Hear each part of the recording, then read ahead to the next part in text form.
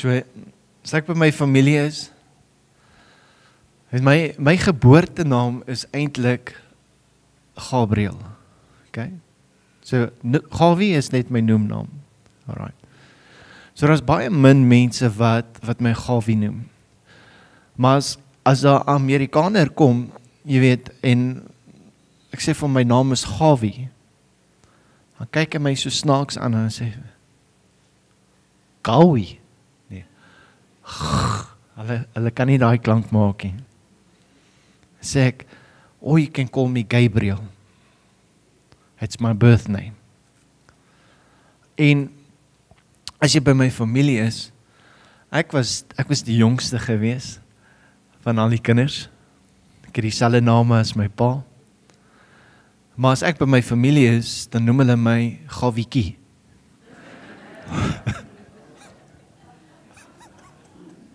Watch it. Ek weet wat hier gebeur.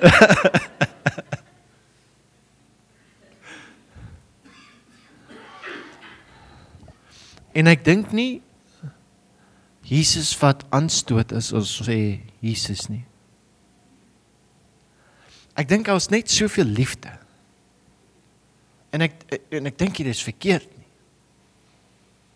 Ek verstaan Yeshua is die Joodse naam. Ek verstaan dit.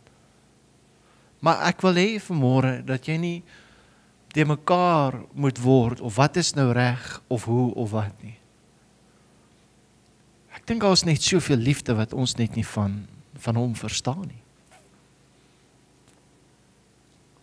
En daarom praat ek vanmôre van Jesus en my boodskap vanmôre is net Jesus.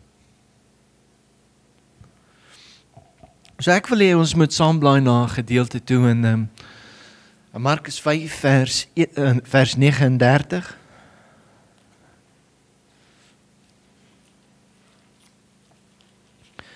En hierdie gedeelte is deel van die kruisiging van Jesus. Markus 15 vers 39.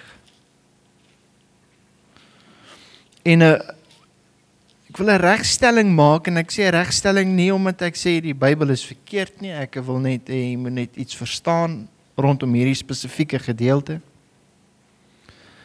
En is hierdie gedeelte waar Jesus aan die kruis hang. En dis nadat die voorhangsel van die tempel in twee geskeer het, van bo tot onder.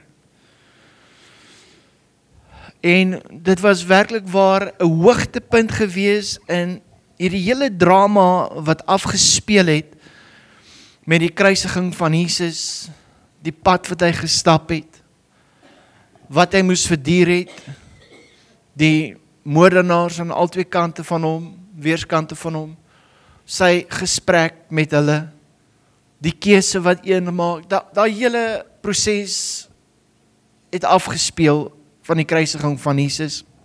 En ons kom by vers 39 en hy sê, en die hoofman oor 100 wat daar reg voor hom staan, sien dat hy so uitgeroep en die laaste asem uitgeblaas het. En die hoofman oor 100 sê waarlik, hy was die seun van God. In Matteus lees ons dieselfde verhaal en dit was nadat die aarde geskit het en die aardbewing gekom het en selfde plek en hy blaas sy laaste asem uit en die hoofman oor 100 sê waarlik, dis die seun, hy was die seun van God. En hierdie hoofman oor 100, moet jy vanmôre verstaan, was 'n Romeinse soldaat gewees. Hy was nie 'n Jood nie. Die Romeine het 'n klomp verskillende gode gehad wat hulle aanbid het. En as jy teruggaan na die oorspronklike vertaling toe, en ek gee my nie uit as 'n taalkundige nie, maar hulle het ons op Bybelskool het hulle ons 'n paar dinge geleer. Hoe om na die woord te kyk. En hierdie spesifieke gedeelte waar die uitlating gemaak word, waar hy gesê waarlik, hy was die seun van God, is die letterlike korrekte vertaling van hierdie gedeelte, soos hy in die Grieks is, hoor mooi, waarlik, Hy was die seun van 'n God, klein letter. OK, julle het geweet? OK, nou weet julle. Dit verander nie die hoofman oor 100 se verstaan nie. Dit verduidelik uiteindelik net meer. Dit verander nie die boodskap van die Bybel nie en dis kom ek sê nie die Bybel is vanmôre verkeerd nie. Okay. Maar ek wil vanmôre teruggaan na daai letterlike betekenis van wat daai hoofman oor 100 gesê het, van waarlik hy is 'n seun van 'n God. En hierdie verklaring wat hy gemaak het, daar was iets wat daartoe gelei het, dat van al die dinge wat gebeur het, deur die loop van daardie dag, van hoe dit gebeur het dit hom by 'n punt gebring waar hy voor Jesus staan en hy sien hoe Jesus sy laaste asem uitblaas en hy sê, hier's iets anders wat hier aangaan. Ek ken nie dit nie. Ek glo nie hierdie was die eerste kruisiging wat hierdie hoofman oor 100 meegemaak het nie. Ek glo nie dit is die eerste keer wat hy gesien het hoe iemand sy laaste asem uitgeblaas het nie. Inteendeel, ek dink dit was redelik algemeen vir hom om dit te kon sien. Maar met dit wat hy sien, maak hy hierdie opmerking en hy sê, hy was 'n seun van 'n God. Iets is net anders rondom hierdie man.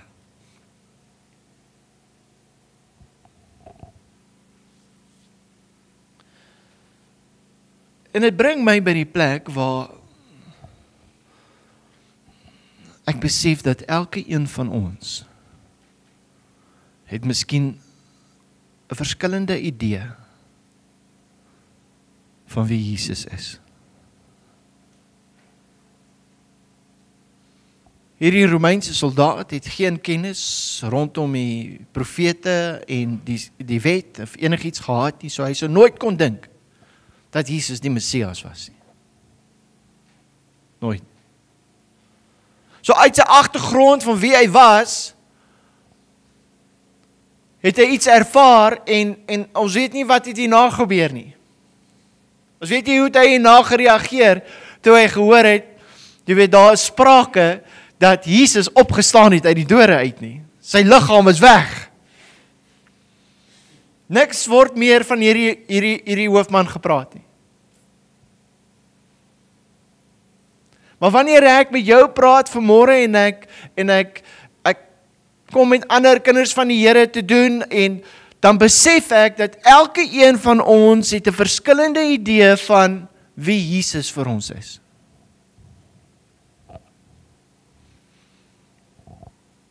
Die klem val soms op verskillende dinge.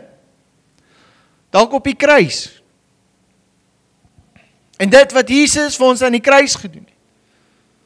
Die klem kan val op die marteling wat hy deurgemaak het. Op pad na die kruis toe. Die klem kan dalk val op die wonderwerke wat hy gedoen het in sy tyd hier op aarde en sy 3,5 jaar van bediening. Of miskien was dit die leringe of die gelykenisse wat hy vertel het. En ek besef, jy weet dat die bietjie wat ons het en wat ons sien van hom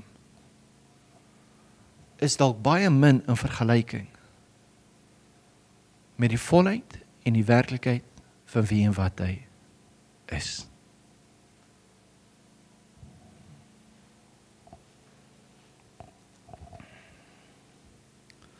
Voor ons vir iemand wil vertel van wat Jesus gedoen het. Hoor mooi, moet ons eers kan vertel van wie hy is. En daar is 'n groot verskil in wat Jesus gedoen het in vergelyking met wie hy is.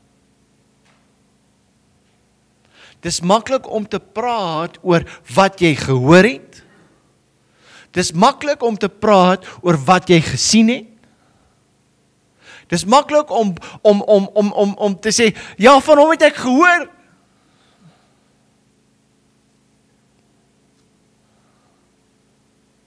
Maar as jy kan praat en sê wie hy is, dis iets heeltemal anders.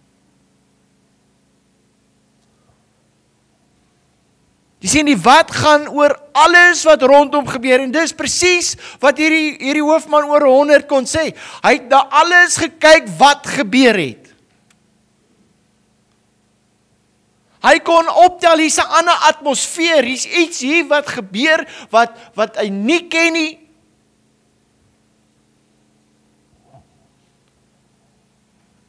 Die hartseer is, op daardie stadium het hy nie geweet wie hy was nie.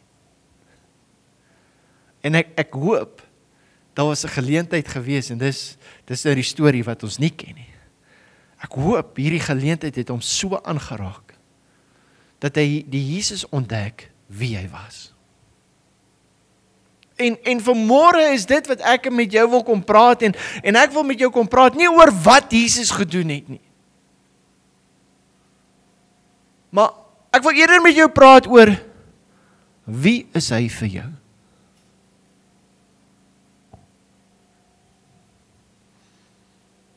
Jy sien, want die wie hy is, bepaal alles. Dit bepaal die wat. Ouers, ons moet ons kinders leer wie Jesus is, voordat ons hulle wil leer wat hy gedoen het. Hoor nou, dit is belangrik. En dit is nie net met ons kinders nie. Jy sien, dit is maklik om vir mense te vertel van wat ons gehoor het, wat ons gelees het. Jy kan nou jou foon oopmaak, en as jy WhatsApp het, gaan 'n paar mense vir jou iets oor die kruisiging stuur. Van wat gebeur het. Maar dit is anders, as jy kan sê, ek ken hom. Ek ken hom. En miskien moet dit ons klem beginne word. Want dis die verskil van om net 'n storieverteller te wees en werklik waar 'n getuienis, 'n kragtige getuienis van jy was daar. Jy weet.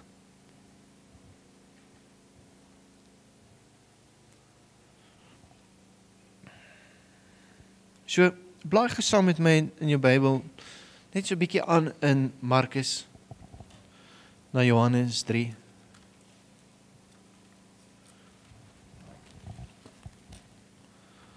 Hierdie baie bekende gedeelte, wat ons so goed ken. Vers 16. Want so lief het God die wêreld gehad, dat hy sy eniggebore seun gegee het, sodat elkeen wat in hom glo nie verlore mag gaan nie, maar die ewige lewe kan hê. Ek lees hierdie en ek hoef nie eers eintlik in my Bybel te kyk nie, en ek hoef nie eers dit vir jou hardop te lees nie, want ek dink jy het dit in jou gedagtes, jy het dit sommer vooruit gehardloop toe ek begin het om te sê wat staan in Johannes 3 vers 16.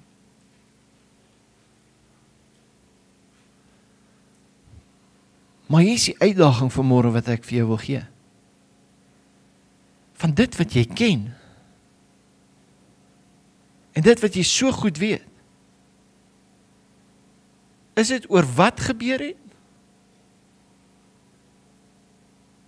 Of gaan dit oor die wie hy is vir jou? Jy sien, die wie gaan altyd oor verhouding. Die wat gaan altyd oor kennis. En om in die kennis van 'n plek te bly, in vergelyking met die verhouding van 'n plek, is iets heeltemal anders. En hierdie was die plan van God gewees. Hierdie was die plan gewees van hoekom Jesus aarde toe gekom het. En as jy net so bladsy of wat terugdraai, in my Bybel blaai ek 2 bladsye terug. Jy gaan miskien 3 of 1.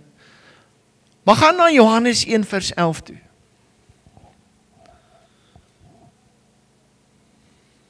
En kyk wat sê die woord in Johannes 1 vers 11. Hy het na sy eiendom gekom, en hy sê, en sy eie mense het hom nie aangeneem nie. Jy sê, die wat was vir hulle belangriker gewees as die wie? Want hulle soek net die Messias. En in die proses mis hulle hom. En ek wil met jou praat, kind van God, dat nie noodwendig net vandag en nou nie. Wil ek vir jou aanmoedig en ek wil vir jou sê, ontdek Jesus vir wie hy is, op 'n manier soos wat jy hom nog nie geken het nie.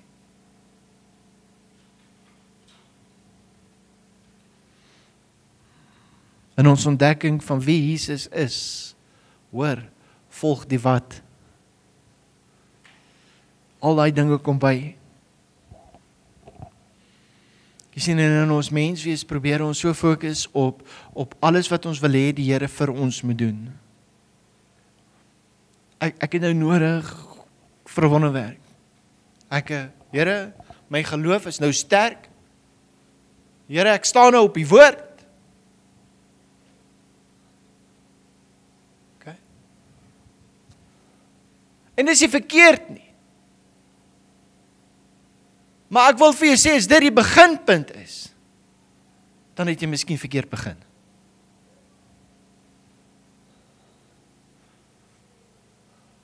Ek weet nie hoekom die Here my nie wil antwoord nie.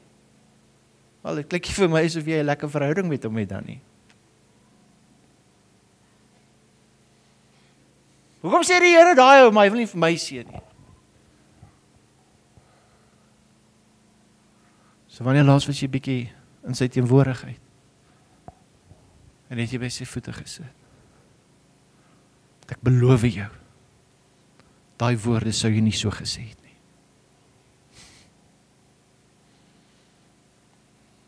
Ek praat nie van ongelowige mense nie.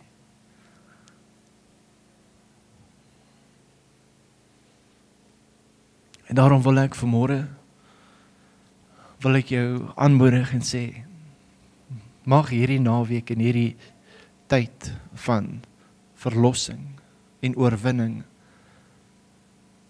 werklik ware tyd wees waar jy by die voete van Jesus gaan sit.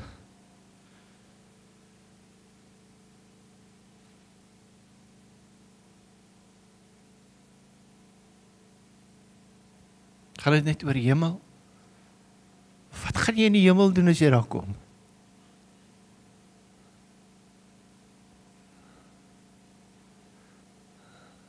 Wat gaan jy doen as Jesus by jou verbykom? En jy ken hom nie.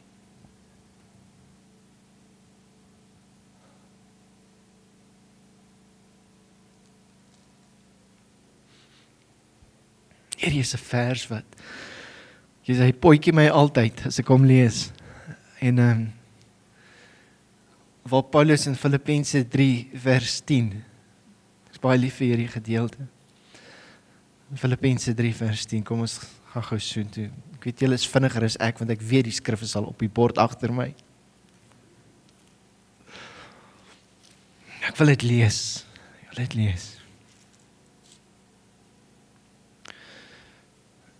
Paulus praat hier en hy sê, sodat ek hom kan ken. Die man wat nou al soveel vir die Here gedoen het en soveel wonderwerke ervaar het, die een wat op pad na Damaskus toe 'n persoonlike ervaring met Jesus gehad het, waar Jesus met hom praat en hy hoor sy stem en hy herken hom en en hoe sy geloof gebou is, hoe hy weggesteek was vir 'n paar jaar en hoe die Heilige Gees hom alles geleer het op baie stadium wat hy nodig gehad het om te leer. En hoe hy die wet en die skrifte vir Paulus oopgebreek het om insig te kry rondom die skrif. Voordat hy uitgestuur was. En hy kom hier in Filippense en hy maak hierdie uitklaring. En hy sê, ek wil hom ken. Ek wil hom ken soos ek hom nog nooit geken het nie.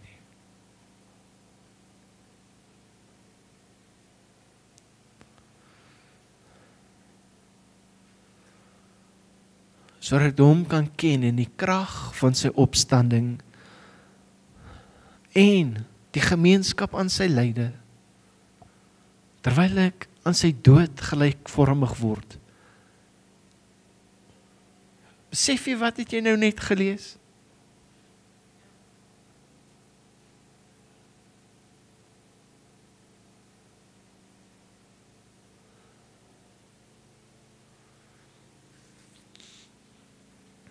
Ek dink ons moet net Jesus leer ken. Vir wie hy werklik is. Hy is nie net die man wat aan die kruis gehang het. Kan dit werklik waar wees dat ek Jesus ervaar en kan voel?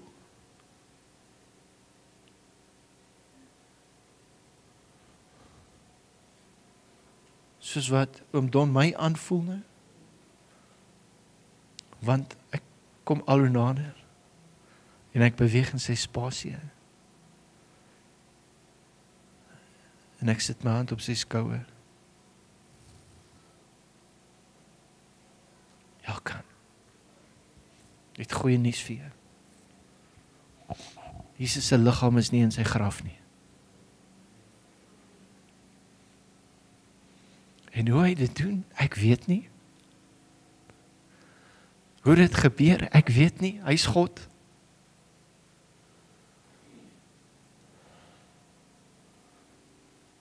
Maar hy kan so naby raak. Dat hy in ons oë kyk. En jy voel, hoe kyk hy vir jou? Jy sien, nou gaan dit nie meer oor godsdiens en kerk en jy weet, hoe is dit nou Jesus of is dit Yeshua of is dit net ja? Nee. Dis ek ken. So hierdie woordjie ken, is 'n goeie les in Grieks wil hê, beteken daai woordjie ken is ginosko. Okay. Hy woordjie ken beteken to be intimate, die Amplified sê to know him intimately and to get acquainted with him. Dis om hom op 'n intieme vlak te leer ken. 'n plek wat persoonlik is daar 'n intieme verhouding. Johannes 6. Ons bly in Johannes, vandag bly weer 'n bietjie terug in Johannes. Kyk wat sê Jesus. En hy sê in Johannes 6 vers 53, maak hy 'n radikale stelling en sekere mense vat aanstoot oor wat hy vir hulle sê. En hy sê vir hulle, voorwaar, ek sê vir julle, as julle nie die vlees van die seun van die mens eet en sy bloed drink nie, het julle geen lewe in julle self nie. Hy wat my vlees eet en my bloed drink, het die ewige lewe en ek sal hom opwek in die laaste dag. Want my vlees is waarlik spys, vers 55 en my bloed is waarlik drank. Wie my vlees eet en my bloed drink, bly in my en ek in hom. soos die lewende Vader my gestuur het, en ek deur die Vader lewe, so sal hy wat my eet, ook deur my lewe. Dis nou nie op die bord nie. Kan ek dit weer vir jou lees? Soos die lewende Vader my gestuur het, en ek deur die Vader lewe, so sal hy wat my eet, ook deur my lewe. En ek kyk na hierdie gedeelte, en ek verstaan dat mense aanstoot neem oor dit wat hulle hoor, van wat Jesus sê. Maar wat hulle mis is hoe intiem Jesus regtig met ons wil wees. Wat hulle mis is die uitnodiging om so op 'n persoonlike vlak met Jesus te doen te kan hê, dat ons hom kan inneem. En dat hy kan deel word en deel wees van ons. Wel, ek kan ten minste sê, ek en my vrou, ons bly in dieselfde huis. Maar dit is niks in vergelyking met wat Jesus hier praat nie. Is niks in vergelyking met daai verhouding wat hy sê, kom ek vertel vir jou iets wat jy nie weet nie, of wat dalk nie vir jou tot nou toe moontlik was nie. Ons kan so naby wees. En dan bid hy in Johannes 17, hy sê, Vader, dit bid ek, dat hulle een mag wees met ons, soos wat ons een is. Ek en u in my, en hulle in ons.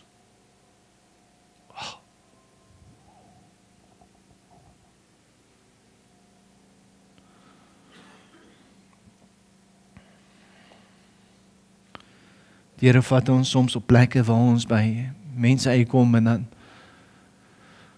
sal hulle lewe net die mekaar, en ons werklik waar bose dinge wat werkend is, en bose geeste wat mense net boelie.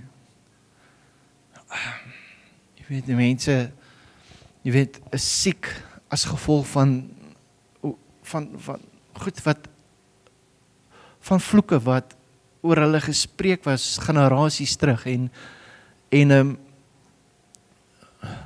hoe demone mense tuister, en weet wat, daar is so 'n groot behoefte onder mense in die wêreld, jy weet, om net tog vry te kan kom en nie lastig geval te word deur al hierdie onnodige goed nie. En daar's maniere en daar's kennis en ons al hierdie dinge wat ons kan doen, en ons doen dit. En op 'n stadium staan ek voor so iemand, en soos wat ek so voor iemand staan, en ek hoor die persoon vertel vir my alles wat nou gebeur, en alles wat gedoen was, en wat almal verskillende mense, jy weet, besig is om 'n plek te kry, sien ek een ding. Ek sê, hierdie persoon weet nie wie Jesus is nie. Hierdie persoon ken hom nie. En ons wil al hierdie ander goed doen, sonder dat hulle Jesus ken. En dan wegstap met 'n goeie gedagte dat nou is dit afgehandel. Die werk is gedoen. Terwyl die eerste ding sou gewees het, om mense by Jesus te bring, dat hulle hom verstaan, en sy liefde ervaar, want dan maak alles sin. Onthou jy wat sê Johannes 3 vers 16? Sê het gou vir my. Want so lief God die wêreld. Kan ons gou stop? Wat het jy nou vir my gesê? So lief. Verstaan jy daai liefde?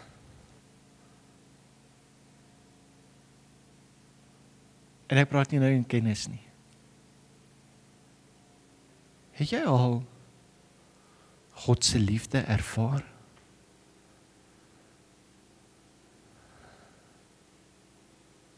Jy op 'n plek gestaan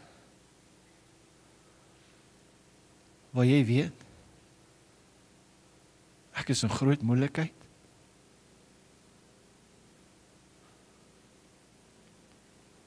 Ek verdien niemand se vergifnis nie.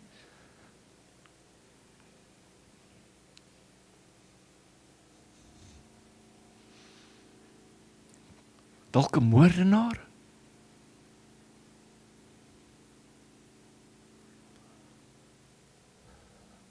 En liefde stap in.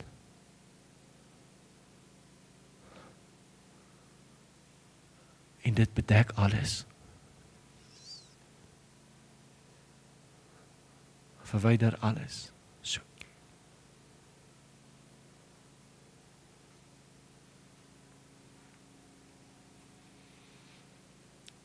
Dis die werklikheid van die storie.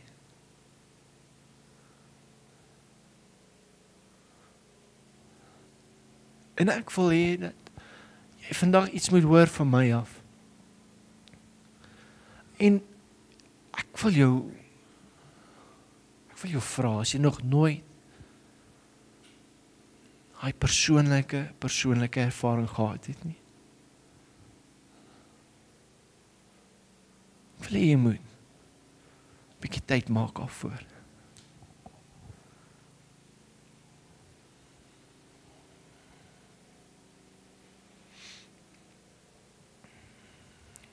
Verlede week met die Engelse diens, toe vra ek vir die mense, ek sê vir hulle, so as jy dokter toe gaan, hoe gaan jy dokter toe? Hoekom gaan jy dokter toe? Nou, jy moet medisyne kry, want jy voel nie lekker nie, en jy moet dokter toe gaan, dat hy vir jou voorskrif kan gee. En dan kan jy pille kry, en dan kan jy gesond word. Dis nou die dokter. Maar okay, so jy het nie 'n verhouding met hierdie dokter nie, inteendeel, hoe vinniger jy daar kan uitkom, hoe beter. Maar wanneer jy 'n afspraak maak met die dokter, wat doen jy? Gaan jy met jou geskeurde broek wat 'n gat hier in het? En die T-hemp wat, gaan jy in jou pyjamas? Ja, jy maak mooi. Maak mooi, trek vir jou mooi klere aan. Want jy het 'n afspraak. Hoor nou wat sê ek vir jou. Maak 'n afspraak met God. Maar moenie na hom toe gaan.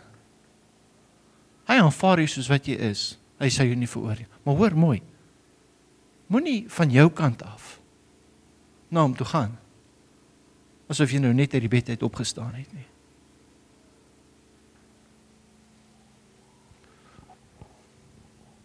Jy kan. En daar's baie ervarings wat ek in die Here gehad wat my wakker gemaak het. En ek was in my pyjamas, nee, ek slaap in 'n PT-broek. En ek het nie sy hemp aangaan. Daar was. Maar wanneer ek weet wat gaan aan, dan staan ek op. En ek gaan uit my slaapplek uit. En ek maak my reg. Sodat God met my kan praat. Ek maak my reg om in sy teenwoordigheid in te gaan.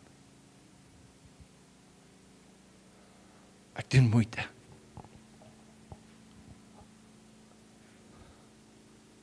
Doen moeite. As jy na die koning van die konings toe gaan.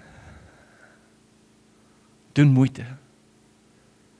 As jy 'n afspraak het met die skepper van hemel en aarde.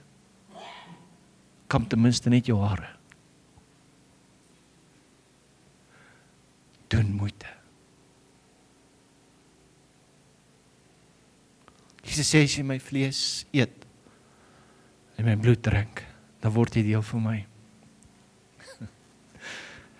Dankie. Het almal 'n houertjie en 'n sappie. As jy nie het nie, steek jou hand op. Hey, dankie, baie dankie Corneille, sal gou vir julle bring. Goed, Is daar nog iemand? Okay.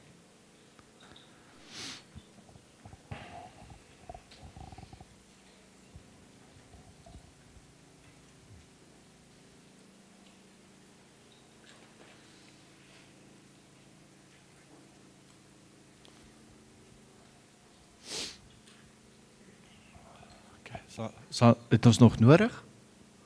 Almal? Het almal? Okay.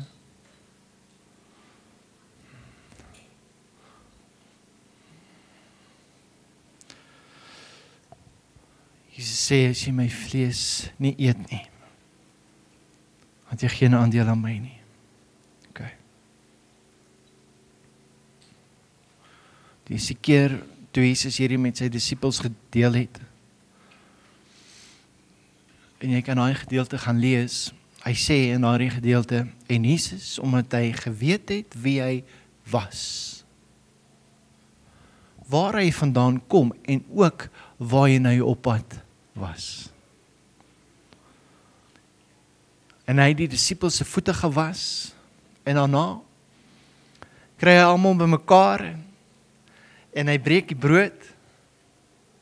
Hoor mooi, hy neem die brood, hy dank, en hy breek, en hy gee. As 'n beginsel vir julle. Hy neem die brood, hy dank, hy breek, en hy gee. En hy gee vir sy disippels, en hy sê vir hulle, hierdie is my liggaam. En ek dink die disippels op daardie stadium het gedink, wat gaan nou weer hier aan? Hoekom doen hy dit? En hulle ontvang maar die brood, maar net so rukkie terug, toe het Jesus vir Petrus gesê, hy sê, as jy nie toelaat dat ek jou voete was nie, want Petrus is, Petrus is een van daai ouens wat sê wat hy dink. Okay, en ek weet nie van julle hierso nie. Okay? Maar net sê. Okay. En toe Petrus sê wat hy dink, sê Jesus, as jy nie dit toelaat nie, is jy nie deel van my nie. En hier kom Jesus en nou gee hy vir hulle brood, en hy sê, neem eet, dis my liggaam. Okay. En hulle neem het. En so skink Jesus die beker en hy sê, en hier is my bloed. Okay. En hulle verstaan niks nie. Hulle onthou miskien wat hier in die veld gebeur het, toe Jesus dit in Johannes 6 gesê het, maar hulle weet nie wat gaan aan nie.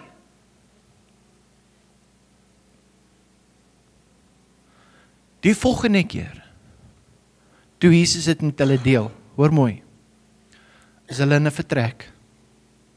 Die vertrek is toegesluit. Jesus is intussen gekruisig.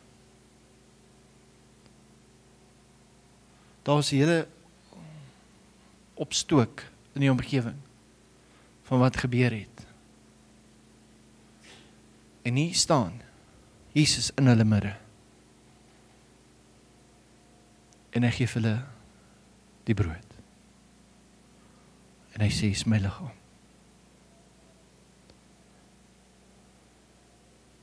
En hulle verstaan toe ewe skielik iets anders. Hoor mooi. Sê, hier is die beker, is my bloed. Wat sê die woord? En toe hulle het geneem het en gebruik het, het hulle oë vir die eerste keer oopgegaan. En ewe skielik is dit iets heeltemal anders. En alles maak sin.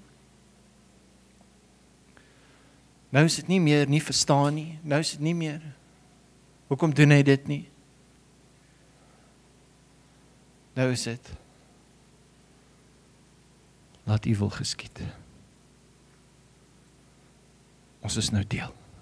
Ons is nou deel van iets groter as net onsself. En dis waar ons is nou. Kyk gou na hierdie botteltjie. Ons sê hierdie is die bloed van Jesus. Dit simboliseer die bloed van Jesus. Dink bietjie hieraan. Die eerste keer toe Jesus vir hulle die beker gegee het en gesê, hier is my bloed. Jesus het geweet, sy bloed gaan vloei aan die kruis. Hoe kom bloed uit jou liggaam uit?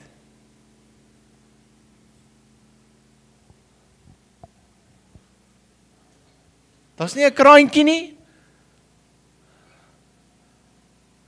Iets moet gebeur.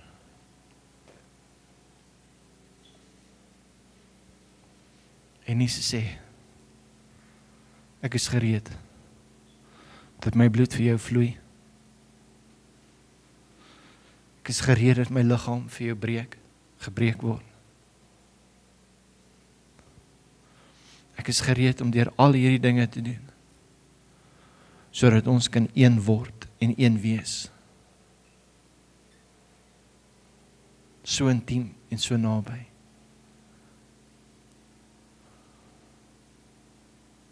En dat dit nie meer net 'n storie is nie.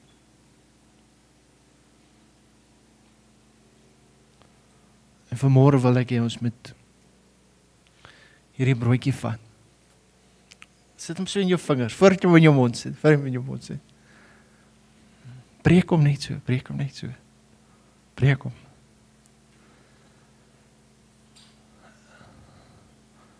Sy liggaam is vir jou en my gebreek.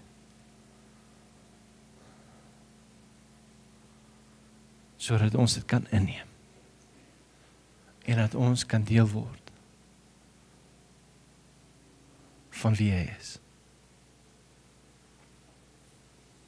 Dankie Jesus vir die liggaam.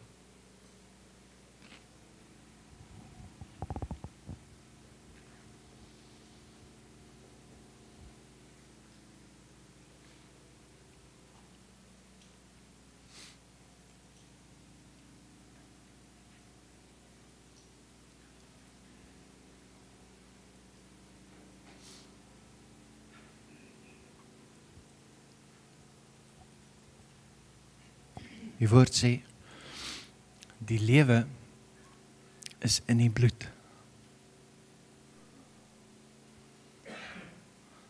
Wat moes gebeur het, dat die bloed beskikbaar is? Hy moes geoffer word, sodat ons die bloed kan ontvang, en dit vandag kan opneem. En dit maak hierdie offer perfek. Afgehandel. Nuwe verbond. Jou sondes is weggewas. Jy is vergewe. Al verdien jy dit nie. Hy sien dis wat hy gedoen het. Vir my en vir jou. Kom ons neem sy bloed op. Dankie Jesus.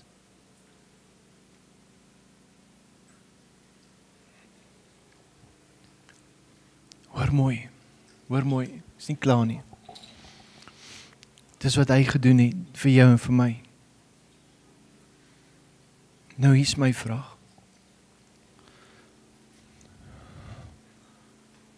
Hoe reageer jy? Hoe reageer jy? En waarvan praat ek? Is jy tevrede met die wat?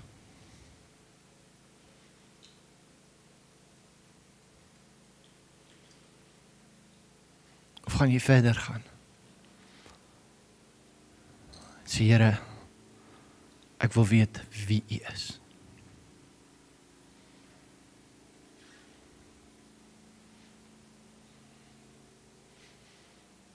Ons sê, die wêreld het Jesus nodig.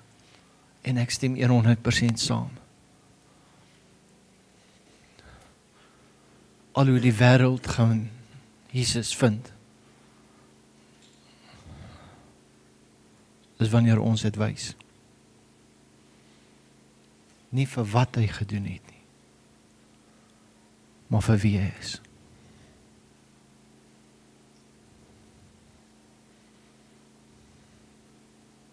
Kom ons bid saam. Here, ons vra vanmôre miskien vir iets wat ons dalk nog nooit gevra het nie. Ons dankie Here dat U altyd uitgereik het na mense toe. En vanmôre het U kom uitreik met die liggaam en met die bloed na ons toe. Vanmôre kyk ons na wat het gebeur 2000 jaar terug aan die kruis. En met groot dankbaarheid sê ons dankie vir alles wat U gedoen het. Maar ons wil eerder kom vanmôre Here en ons wil ons koppel aan Paulus se gebed wat sê, maar ons wil U leer ken soos nog nooit van tevore nie. Ons wil weet wie U is. Ons wil U hartklop hoor.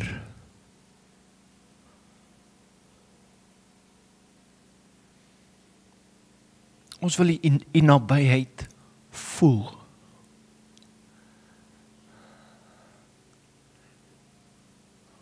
Ons wil U teenwoordigheid ervaar. En daarom kom ek vanmôre. Here, en op hierdie dag en hierdie geleentheid, dat ek Vader, dat in ons onkunde verstaan ons nie noodwendig alles nie. Daarom vra ek Heilige Gees, dat U ons sal inlei, ons sal leer, krag gee, vrymoedigheid, om deur te druk, na wat U vir ons gestoor het. Vader, word verheerlik vanmôre, deur elke besluit wat geneem is, en elke besluit wat geneem word. Elke persoon, Here, wat van U af ingaan, om tyd saam met U te spandeer. In Jesus naam. Amen. Amen. Amen.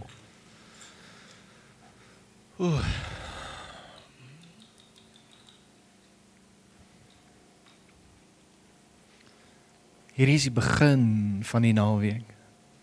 Okay.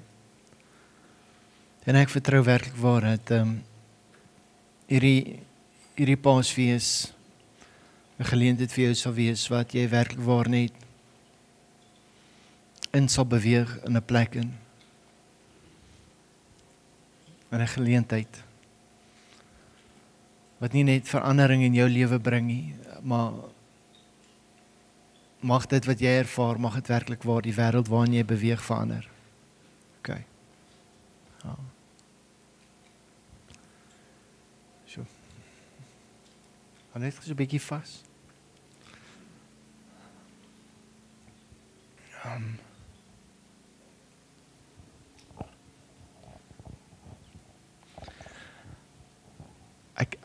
Ek voel is mense wat sê ek staan op breekpunt.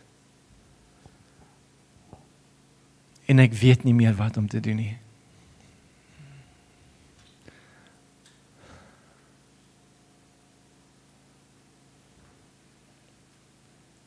En ek wil net vir jou sê vandag, jy weet nou wat om te doen. Okay. Jy weet nou wat om te doen. Ek bly ek sien jou, Michaela. Ons het nog nooit persoonlik ontmoet nie, nee. En ek ken jou, want ek ken jou ma en jou pa en jou boetie. En ek sien jou op Facebook, en ek sien jy is in Centurion. Okay, ek sê, ek sien jou op Facebook, jy moet nou nie dink as nou 'n profetiese ding of ietsie. Okay. En ons kom ook van Centurion af. Ons was ook daar. Okay. Jy sê ding nou, dat ek wil hê jy moet hoor. Okay. Oë gefestig op Jesus,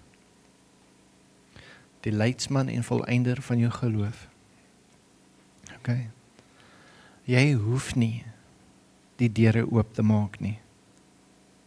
Okay?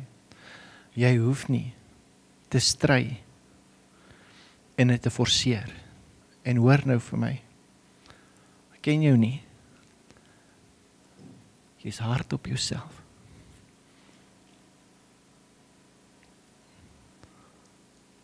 Here sê, rus in my, ek het jou, ek sal jou inlei, ek sal die deure vir jou oopmaak. Jy hoef nie bekommerd te wees nie. Okay.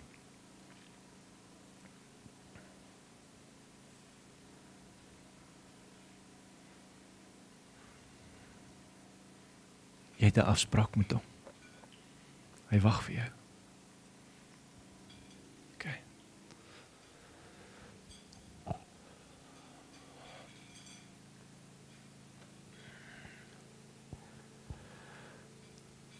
Ek wil hê jy moet in die vrede van die Here gaan.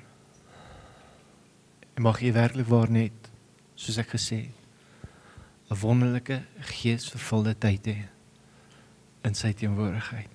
Okay. God is met julle almal. En dankie dat julle hier was. Die van julle wat nog genoeg energie oor het teen 4:00 vanmiddag. Ons kom by TCM parkering bymekaar. En ons gaan lekker saam kruisloop. So ons gaan van daar af, ons kan besluit daar so, maar my gedagte was, ons by TCM was om daar by Woodsman so om te stap, daar by Malieveld, pad af, tot daar onder terug te kom, en dan kom ons weer terug, en ja, ons stap, en ons hoef nie te skree nie, ons loop met die kruis, en die woord van die Here sê, elke plek waar jy jou voet neerset, wat gebeur?